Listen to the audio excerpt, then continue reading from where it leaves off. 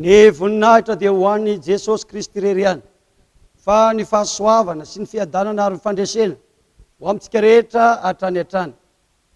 Hoentina amintsika indray ny toy ny fampianarana tsy misy klemo, ary aniotsika dia iresaka ny hoe maty ny olona ka aiza izy.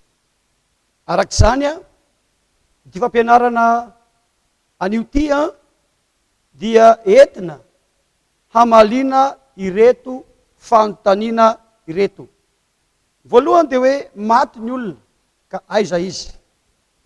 Faharoa, tena manao ahoana no isehony amin'ny fitsanganana amin'ny maty. Ary ny fahatelo dia hoe ahoana ny hoe ny maty hatsangana tsy olo intsony ary isika hovana.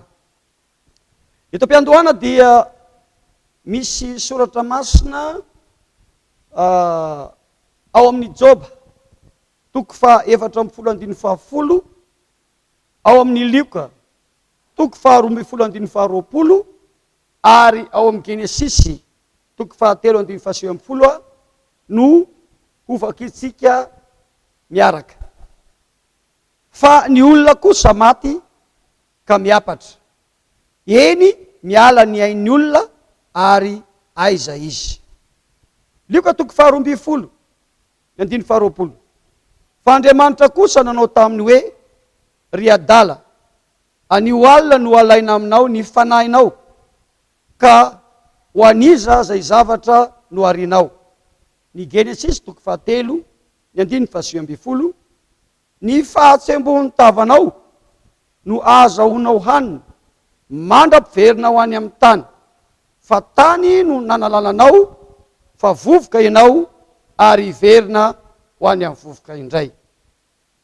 Araky ny voalaza ao anatin'ireo soratra masina ireo, ny olona maty dia niala ny aina, zany hoe nalaina taminy ny fanahiny, alevina izy ary dia hiverina any amin'ny vovoka. Zany no saika hitranga eo amin'ny olona zay rehetra miaina eto amin'ity tany fandalovana ity. Ka ny fanontania dia hoe mifarana eo ve ny tantaram-piainan'ny olona anankiray, sa mbola misy tohiny? Zay mahatonga le fanontaniana hoe maty ny olona ka aiza izy. Vakitsika zay voasoratra ao amin'ny Lioka 9:20, eo amin'ny 2:20 ka hatramin'ny 4:20. Ary maty lay malahelo dia nentiny anjely ho any atratrany Abrahama, ary maty koa lay manan-karena dia naleviny. Ary raha nijaly tao amin'ny fiainatsita izy ka niandrandra, dia nahita ny Abrahama teny lavitra eny sy Lazarosy teo atratrany. Ary izy niantso ka nanao hoe, ry Abrahama raiko, mamindrafo amiko, ka irao Lazarosy mba hanoboka ny teno ratsan-tanany amin'ny rano, mba hampangatsiaka ny lelako, fa fadiranovanao eto anatin'ity lelafo ity. Eto tsika dia mahita filazana olona niditra ao amin'ny fahafatesana, ary ity lehilahy anankiray zay voatondro hoe manan-karena ity, rehefa maty izy dia nosoratana hoe nalevina. Fa tsy nijanona teo le mikasika ny fiainan'ity olona ty, fa eo amin'ny 2:20 izy dia nanazava tsara Jesosy Kristy hoe raha nijaly tao amin'ny fiainatsita izy, zany hoe nisy fijaliana zay niantra tamin'ny toy ny tantara amin'ny fiainan'ity olona ty tao amin'ny fiainatsita. Satria nahoana? Voalaza eo amin'ny 2:20 fa misy lelafo ao amin'izany fiainatsita izany. Ny fanontaniana mipetraka dia zao ny fanahin'ny olona ihany ve no lasany am'izany fiainatsika zany? Ny fanahin'ny olona ihany ve no mijaly am'izany fiainatsika izany? Fa arak'izay voasoratra ao am' Mateo 10:17, ary aza matahotra zay mamono ny tena nefa tsy mahay mamono ny fanahy, fa aleo matahotra izay mahavery ny fanahy sy ny tena ao amin'ny elo. Arak'izany Jesosy Kristy mihitsy no manazava fa aleo matahotra zay mahavery ny fanahy sy ny tena any amin'ny elo. Zany hoe tsy le fanahin'le olona ihany no lasany amin'ny elo na amin'ny fiainatsika, fa misy tena. Ahoana mikasika an'io tena io? Io dia azavaina ao amin'ny Koretianina 1:5, eo amin'ny 2:4. Afafy ny tena araky ny fomba naina izy, atsangana ho tena araky ny fomba panahy. Raha misy ny tena araky ny fomba naina, dia misy araky ny fomba panahy koa. Arak'izany dia manazava Jesosy Kristy fa misy tena araky ny fomba naina ary misy tena araky ny fomba panahy. Ary le tena araky ny fomba panahy no idiran'le fanahin'ny olona zay ho lasany amin'ny elo.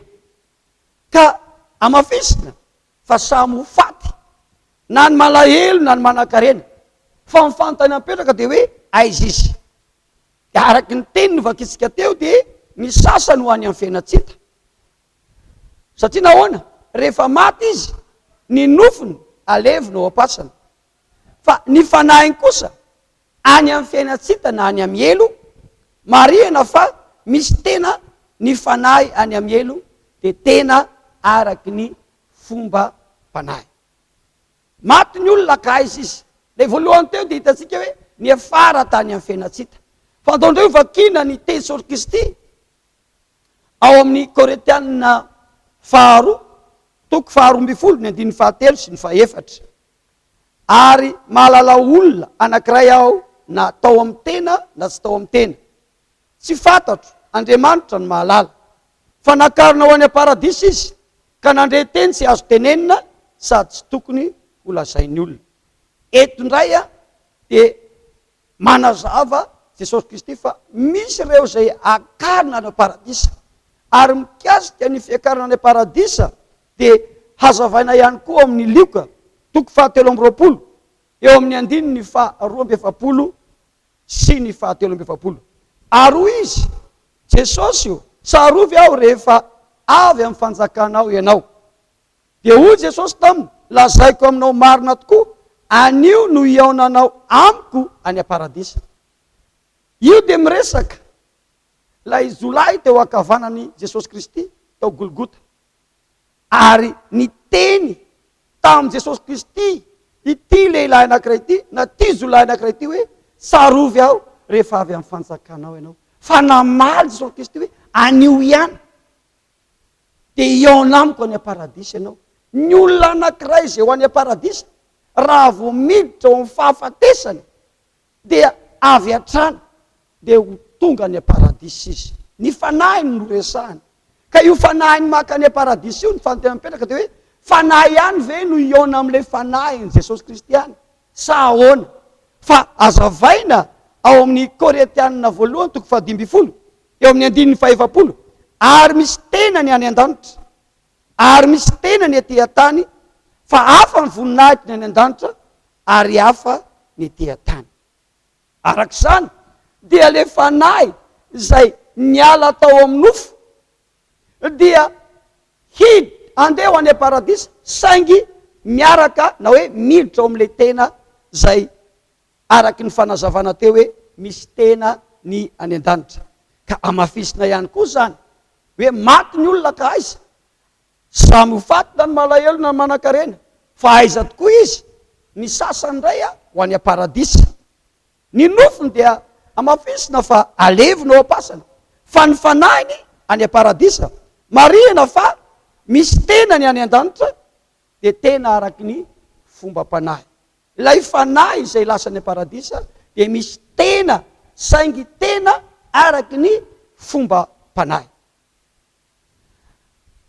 araky ny voasoratra ato amin'ny baiboly a dia isy zavatra hitsanga eto amin'izao tontolo izao. Inona izany? Zany dia voalaza ao amin'ny Petera 2:7, ny 9:10, ary dia toizantsika eo amin'ny 9:12. Fa ho avy tahaka mpangalatra ny andron'ny tompo, ary amin'izany ny lanitra dia ho lasa amin'ny firimorimona mafy, ary ho levon'ny afo ny tena zavatra rehetra, ka hodorana avokoa ny tany sy ny asa zay eo aminy. Ny 9:12. Sady manantena no mampahafaingana ny avin'ny andron'Andriamanitra, zay hahamay sy hahalevona ny lanitra, ary andoro sy hapepo ny tena ny zavatra rehetra. Io le hoe isy zavatra hitranga eto ambony tany, ary tsy maintsy hitranga io. Ino zany zavatra hitranga izany? Dia araky ny teny ity dia hoe ho levona ny tany sy ny lanitra, ho dorana avokoa ny tany zay rehetra eo aminy, hiepo avokoa ny tena ny zavatra rehetra. Ny fanontena mipetraka dia hoe ao aorianan'izany fandevonana ny tany sy ny lanitra zany dia makaiza kosa ny maty. Dia andaovaka itsika zay voasoratra ao amin'ny Apokalipsy 1:20, ny 1 sy ny 2, ary dia toizany eo amin'ny 4. Ary nahita ny lanitra vaovao sy ny tany vaovao aho, efa lasa ny lanitra voalohany sy ny tany voalohany, ary ny ranomasina dia tsy misy intsony. Ary nahita aho fa indro ny tanàna masina dia Jerosalema vaovao, nidina avy tany an-danitra tamin'Andriamanitra, vohomana tahaka nampakarina efa miaingo iona amin'ny vadiny. 4. Ary ho fafany ny ranomasy rehetra amin'ny masony, ary tsy hisy fahafatesana intsony, sady tsy hisy alahelo na fitarainana na fanaitainana, fa efa lasa ny zavatra taloha. Arak'izay voasoratra eto dia ao aorianan'izany fahalevonany tany sy ny lanitra izany, zay ho valiana dia hoe aiza kosa ny misy ny maty. Dia misy ireo zay ao amin'ny lanitra vaovao sy tany vaovao antsoina hoe Jerosalema vaovao. Ary ao amin'io Jerosalema vaovao io dia misy zay mampiavaka ny fiainanao araky ny azavaina amin'ny 4 manao hoe tsy misy ranomasy tsony ao, tsy misy fahafatesana, tsy hisy alahelo na fitarainana na fanaitainana, fa efa lasa ny zavatra taloha. Zany no miandry ny fiainan'ireo olona zay efa niomana tsara ka ho tafiditra ao amin'izany atao hoe Jerosalema vaovao zany ao aorianan'ny fahafatesana na ao aorianan'ny fandevonana ny tany sy ny lanitra. Aiza no misy ny maty ao aorianan'ny fandevonana ny tany sy ny lanitra? Ny sasany ho any Jerosalema vaovao, zay misy ny fiainana mandrakizay. Fa ny sasany kosa ho aiza? Ao amin'ny Apokalipsy 1:20, fa ny osatsy ny tsy mino sy ny vetaveta sy ny mpamon'olona sy ny mpijangajanga sy ny mpanao ody ratsy sy ny mpanompo sampy ary ny mpandainga rehetra dia anana ny anjarany ao anaty farimy rehetra afo sy solofara. Izany no fahafatesana faharoa. Aiza misy maty ao aorian'ny fandevonana ny tany sy ny lanitra? Ny sasany ao anaty farimy rehetra afo solofara, zay misy ny fijaliana mandrakizay.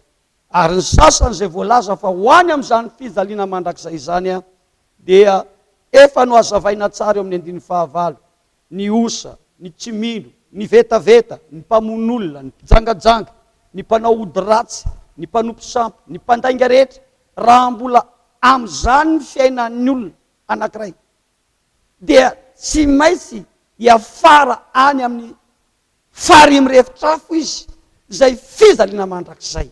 Misy ny fijaliana mandrakizay.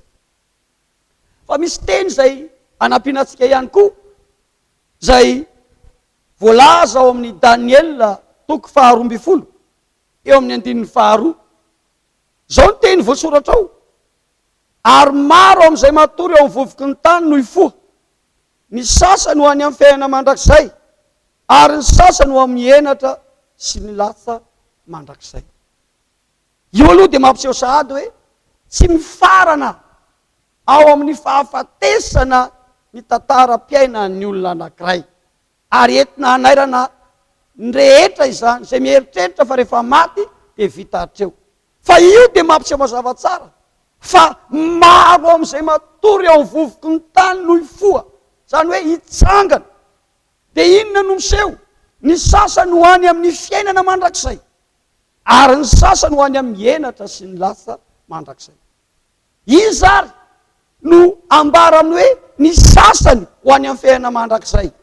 Izy ireo dia ndovaka itsika miteny ao amin'ny Tesalonianina voalohany 4 eo amin'ny 9:40. Fa ny tenan'ny tompo no hidina avy any an-danitra amin'ny fiantsoana sy ny feon'ny arikanjely ary ny trompetan'Andriamanitra, ka izay maty eo amin'ny Kristy no hitsangana aloha.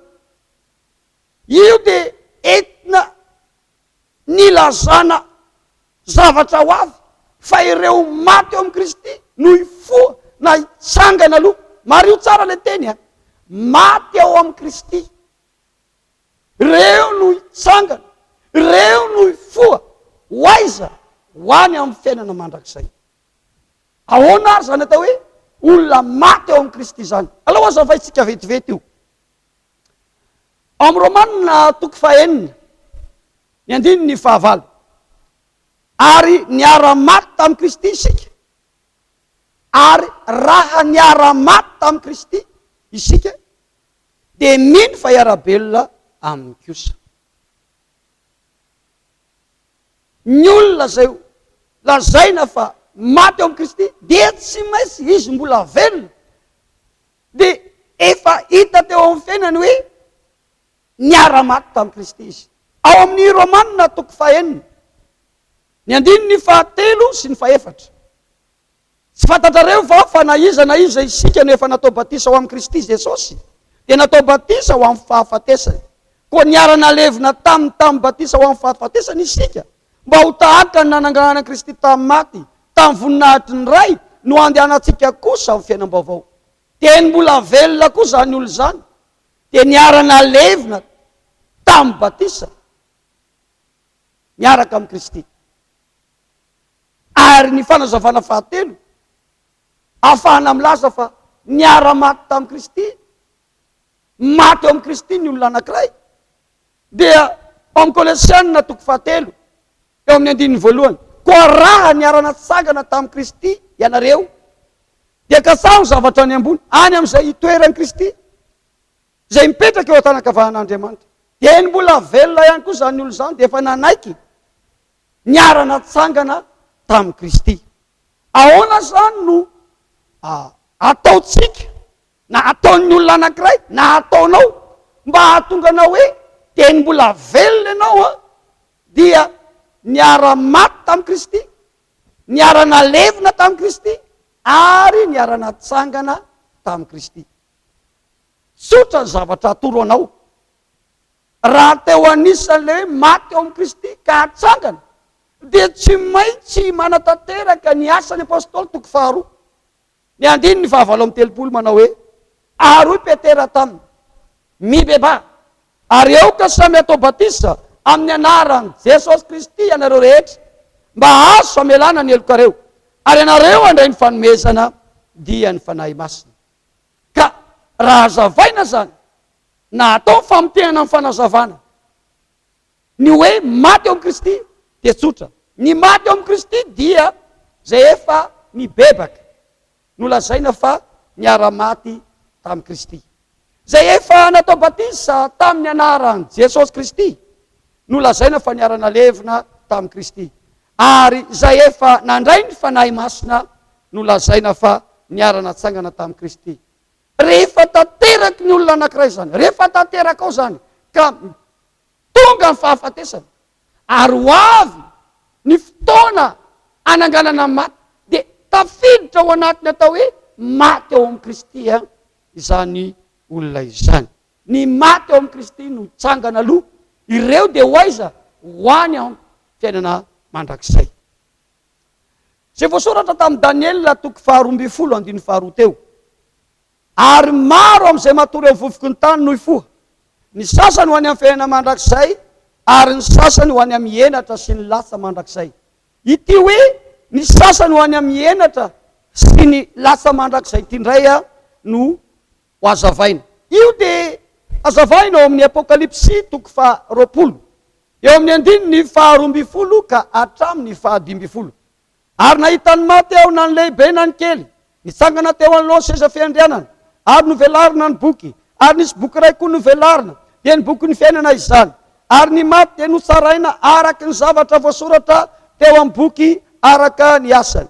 Ary ny ranomasina dia namoaka ny maty tao anatiny, ary ny fahafatesana sy ny fiainatsita namoaka ny maty tao aminy, dia samy notsaraina araka ny asany izy. Ary ny fahafatesana sy ny fiainatsita dia natsipy tany amin'ny fariafo, izany no fahafatesana faharoa dia ny fariafo. Ary raha nisy tsy hita voasoratra teo anatin'ny boky ny fiainana, dia natsipy tany amin'ny fariafo izy. Ny teny izay ho azavaina anampinanao dia hoe ny sasany ho any amin'ny enatra sy ny lasa mandrakizay ao aoriana amin'ny fitsanganana maty. Ka iza ireo sasany ho any amin'ny enatra sy ny lasa mandrakizay?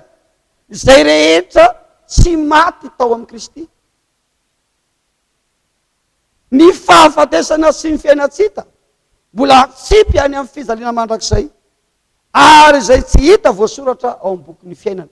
Ireo kosa maty ireo olona reo, ka hitsangana indray andro any, dia mazava izay hafarany fa ho any amin'ny lasa sy ny enatra mandrakizay. Ary mario ty teny ty fa ireo zay tany amin'ny fiainatsita dia mbola natsipy ihany koa tany amin'ny fariafo. Zay le lazaina hoe aiza ny toerana isy ny maty ao aoriana ny fandevonana ny tany sy ny lanitra. Fa na dia ireo zay rehefa tany amin'ny fiainatsita azy dia mbola natsipy ndray any amin'ny fariafo. Zany ny toerana isy ny fanahin'ny olona. Raha toka dia ny mbola velona izy, tsy mba ny raharaha zay voasoratra atao amin'ny baiboly, tsy mba ny aina, tsy mba nakanto ny teny Jesosy Kristy. Ary raha entina ty fampianarana ty dia tsy ampitahotra anao, fa mba hiarovana anao tsy ho anisan'ilay hijaly any amin'ny fiainatsita, hijaly any amin'ny farimy rehetrafo, fa natao indrindra mba hanairana anao ka andraisanao fanapahan-kevitra ny anomananao aiza no andaninao ny mandrakizainao. Androtsika andao vakina ny teny zay voasoratra ao amin'ny Koretianina 2:15 eo amin'ny 15. Fa izao no lazaiko rahalahy, ny nofo amandra tsy mahazo mandova amin'ny fanjakan'Andriamanitra, ary ny fahalovana tsy mandova ny tsy fahalovana. Efa mazava ny amin'ity nofo amandra ity.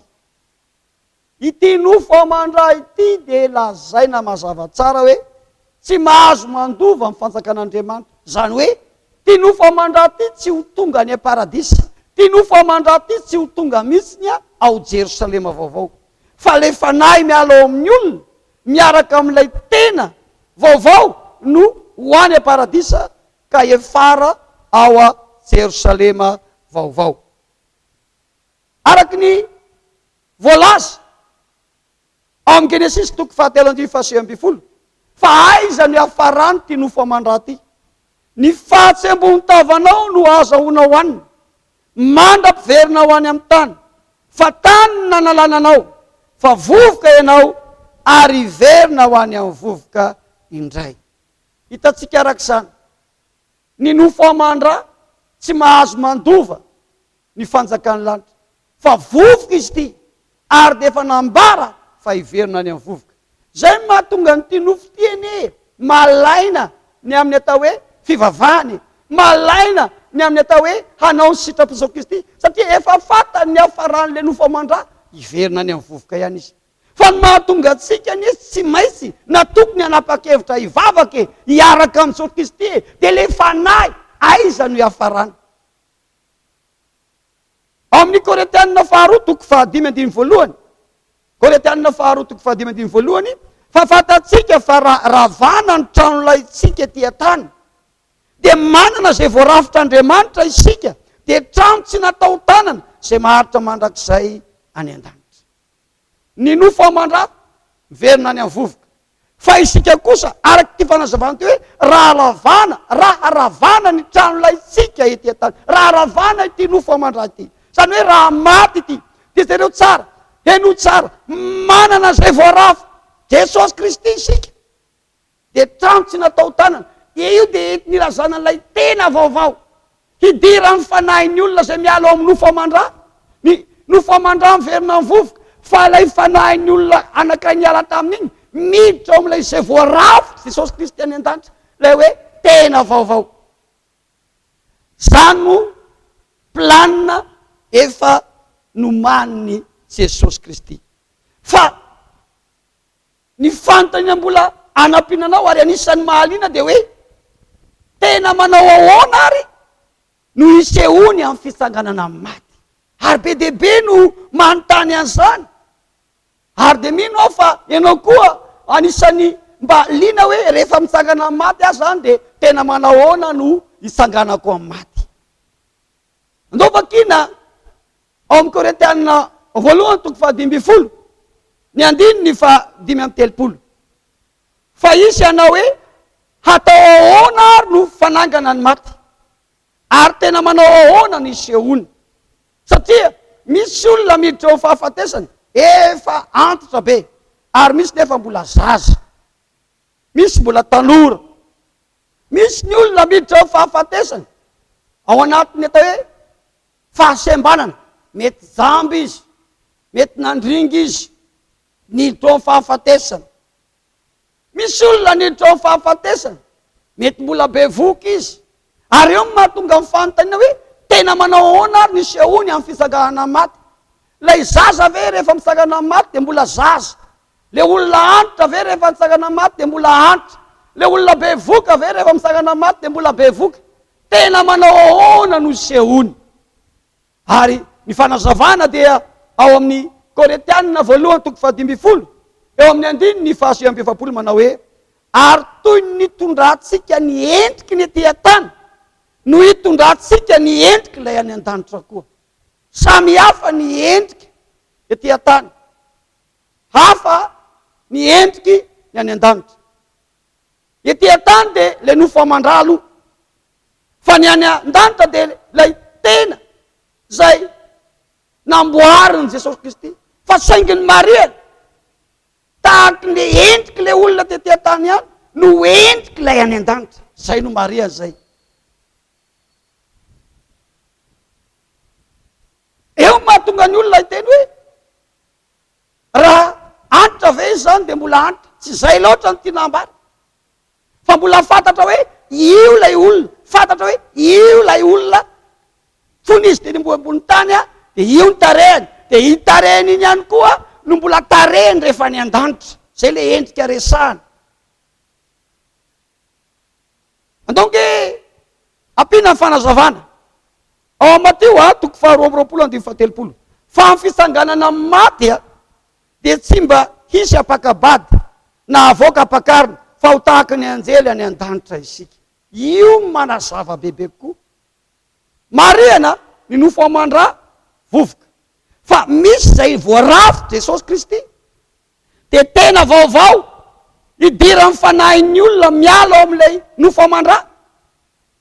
Io kosa dia hidira ny fanahin'ny olona rehefa na izy ho any amin'ny elo, na izy ho any amin'ny paradisa na fiainana mandrakizay. Fa Maria le hoe ho tahaky ny anjely amin'ny fitsanganana maty, dia ho tahaky ny anjely any an-danitra izy.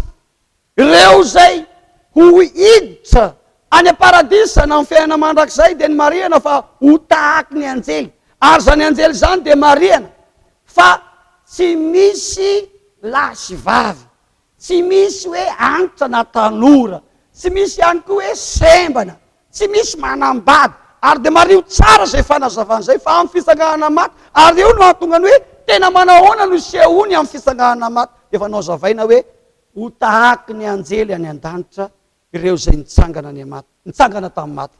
Ndao ozy rehefana vetivety ary mikasika ny anjely fa ho tahaka an'izany ny olona zay mitsangana amin'ny maty ka ho any aparadisa na ho any amin'ny fiainana mandrakizay ao Jerosalema vaovao.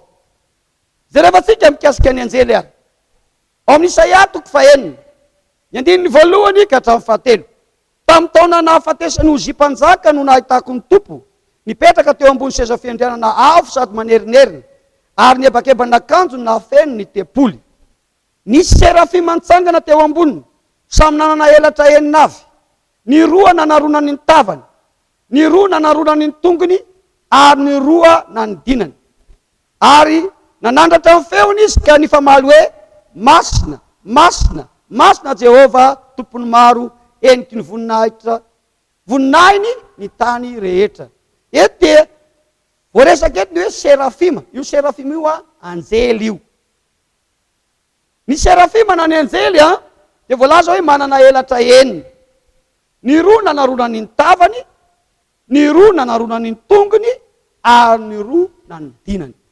Mazava tsara fa ny anjely zany dia manana elatra enina. Ary amin'ny fisanganana maty dia ho tahaka izany isika. Aiza mana zava-bebe koa an'izany? Ndovakina zay voasoratra amin'ny Apokalipsy 4, ny andininy 7 sy ny 9.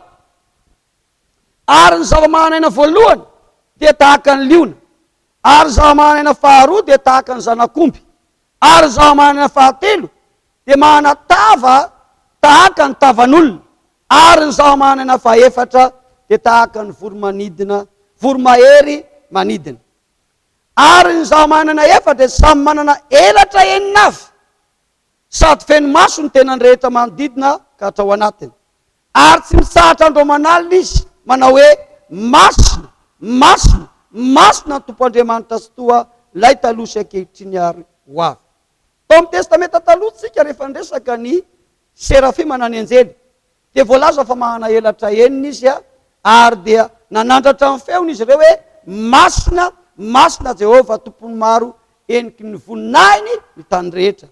Fa itsika koa amin'ny fisanganana amin'ny maty, indrindra ireo zay efa niomana, tiako lazana hoe isika dia ireo zay efa niomana, fa tsy hoe ianao tsy niomana dia tafiditra ao anatin'ilay isika, tsy tompoko. Ireo zay efa niomana no tiako ambara hoe isika koa, isika ihany koa dia tafiditra amin'ilay hoe manana tava tahaka ny tavan'olona, ary hanana elatra enina tahaka ny anjely. Ary zay tsy maintsy ataotsika rehefa tongany dia ny hoe hanandratra an' Jesosy Kristy ka hiteny isika manao hoe masina, masina, masina ny tompo Andriamanitra tsy toa lay taloha sy ankehitriny ary ho avy. Zay le hoe amin'ny fisanganana amin'ny maty dia ho tahaky ny anjely isika. No zany dia tsy tokony hipetraka ntsony ny fanontaniana hoe ny zaza ve zany rehefa maty ka mitsangana amin'ny maty dia mbola zaza. Mazava ny zay voasoratra atao amin'ny baiboly fa amin'ny fisanganana amin'ny maty ireo zay ho any aparadisa na ho any a Jerosalema misy fiainana mandrakizay dia ho tahaky ny anjely. Fa ireo zay ho any amin'ny farimy rehetra afo misy fizalina mandrakizay dia marina fa nomena tena vaovao izy fa tsy hoe tahaky ny anjely koa.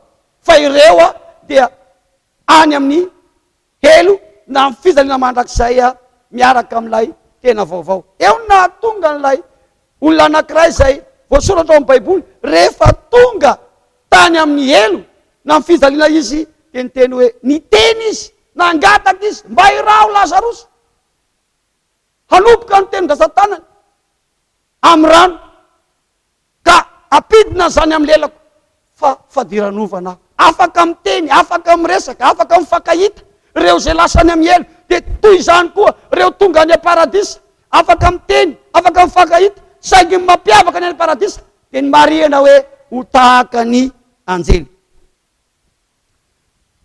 Misy fanontaniana napetratsika teo hoe ahoana ny hoe ny maty atsangana tsy olontsony ary isika ovana. Raha mbola velona inandray ny olona dia ahoana mikasika ny amin'ny olona? Ndao vakina zay voasoratra ao amin'ny Tesalonianina voalohany toko 4, ny 9 sy 17.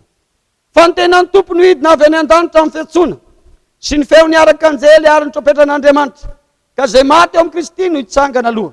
Ary rehefa afaka izany dia isika zay velona ka mbola mitoetra no akarina iaraka aminy ho eny amin'ny raona, hitsena ny tompo any amin'ny habakabaka dia ho any amin'ny tompo mandrakariva isika.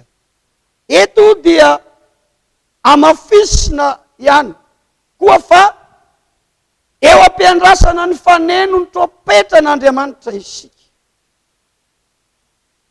Ary rehefa haneno tropetran'Andriamanitra io amin'ny alalan'ny feo ny arkanjely, dia efa nao zavaina teo hoe ny maty eo amin'ny Kristy no hitsangana aloha. Io tsy hoe zay vao hitsangana ny maty fa ny dikany hoe maty eo amin'ny Kristy hitsangana aloha efa antalohantsika izy. Fa isika zay mbola velona dia ny marihana hoe ka mbola mitoetra dia akarina iaraka aminy. Eo no mikasika ny olona velona. Fa marihana ny nofo amandra tsy mahazo mandova fanjakana lanitra. Inona zany no zavatra mitranga amin'ny fotoana io? Azavainy zany ao amin'ny Koretianina voalohany toko 10, eo amin'ny 9:1 ka hatramin'ny 7:20. Ino zava-miafina no ambarako aminareo, tsy hodimandry avokoa isika rehetra. Fa vetivety toy ny ray mpimaso rehefa maneno tropetra farany dia hovana isika rehetra. Fa hotsofina ny tropetra ary ny maty hatsangana tsy ho loha intsony ary isika hovana. Fa ity mety loha ity tsy maintsy hitafy ny tsy fahalovana, ary ty mety maty ity tsy maintsy hitafy ny tsy fahafatesana. Rehefa maneno tropetra io dia zavatra hitranga eto ambony tany. Fanovana reo olona mitoetra ao anatiny ray mpimaso dia hiakatra any aparadisy izy. Lay nofo amandrata vela eto, fa lay olona kosa hovana ray mpimaso dia akarina hitsena an Jesosy Kristy ao amin'ny habakabaka. Koa ny teny zay ao amin'ny Apokalipsy toko 10, Apokalipsy toko 20 azafady ny 9:10. Ary raha ny tsy hita voasoratra teo anatin'ny bokin'ny fiainana dia natsipy tany amin'ny fariafo izy. Raha ny tsy hita voasoratra tao anatin'ny bokin'ny fiainana dia natsipy tao anaty fariafo. Efa mba voasoratra, efa mba nanoratra ny anaranao ao amin'ny bokin'ny fiainana venao. Dia metraka fanontaniana hoe ahoana ny fomba anoratako ny anaranao? Indro holazainanao zay voasoratra atao amin'ny Baiboly mba ho anisan'ny olona voasoratra ao amin'ny bokin'ny fiainana ny anaranao. Fa mario tsara, raha misy tsy hita voasoratra ao amin'ny bokin'ny fiainana ny anarany dia ho atsipy any amin'ny fariafo izy. Ka ny antony fampianarana re tompoko dia isan-kanananao tsy ho anisan'ny atsipy any amin'ny fariafo. Fa aoka ianao raha mandrety fampianarana ity dia mba anisany anapa-kevitra hanoratra ny anaranao amin'ny bokin'ny fiainana, ary dia atoro anao ahoana ny fomba ataonao mba ho anisany voasoratra ao amin'ny bokin'ny fiainana ny anaranao. Zay tsy maintsy ho tanterahanao na ny olona rehetra mihitsy. Ao amin'ny Jaona toko 7:5, Jesosy namaly hoe lazaiko aminao marina dia marina tokoa, raha misy olona tsy ateraky ny rano sy ny fanahy dia tsy mahazo miditra amin'ny fanjakan'Andriamanitra izy. Niza teo anisany mba voasoratra ao amin'ny bokin'ny fiainana ny anarany dia araky ny teny hoe tsy maintsy ateraka amin'ny alalan'ny rano sy ny fanahy masina izy. Fa niza tsy manaiky ateraka amin'ny alalan'ny rano sy ny fanahy dia efa mazava ihany koa zay voasoratra hoe tsy mahazo miditra ao amin'ny fanjakan'Andriamanitra izy, tsy mahazo miditra ao paradisy izy, tsy mahazo miditra ao amin'ny fiainana mandrakizay izy. Ahoana ary le hoe ateraky ny rano, dia ahoana ny ateraky ny fanahy na ny fanahy masina? Io lay voasoratra amin'ny Asan'ny Apôstôly toko 2 ny 9:30. Ary hoy Petera taminy, mibeba ary eo ka samy atao batisa amin'ny anaran'i Jesosy Kristy anareo rehetra mba azo famelana ny elokareo, ary nareo andray fanomezana mifanahy masina. Ny olona lazaina fa manaiky ateraky ny rano sy ny fanahy, de reo efa nibebaka nanapa-kevitra hiala fahotana sy ny faharatsiana taorinan'izany tena naiky natao batisa ao anaty rano tamin'ny anaran' Jesosy Kristy. Zay le nateraky ny rano. Fa nateraky ny fanahy kosa de reo rehetra nandray ny fanahy masina, saingy misy pirofo ny fanahy masina zay noraisiny no manome teny olazainy zay teny tsy ny anarany, teny tsy hainy, teny tsy fatany, kanefa de teneny rehefa tonga ao ny fanahy masina. Rehefa izany no tateraky de ho voasoratra ao amin'ny boky ny fiainana ny anaranao. Koa ny fiangonana naoron' Jesosy Kristy eto Madagasikara dia misy fotoam-bavaka manokana natao andraisanao ny famonjena feno sy ny fiainam-baovao amin'reto andro ireto. Talata amin'ny 4 ora sasany, ny alarobia amin'ny 4 ora sasany, sabosy amin'ny 3 ora tolakandro, ary lady maraina amin'ny 4 ora, ary ny hariva amin'ny 2 ora sasany. Ho anareo any amin'ny faritra dia atsoy ty laharana telefonina tia ahafahanareo mahafantatra ny pastera any atoerana, ny 034 72 368 21. Ny fahasoava Jesosy Kristy eo amintsika rehetra mifalia ao amin'ny fanahy masina.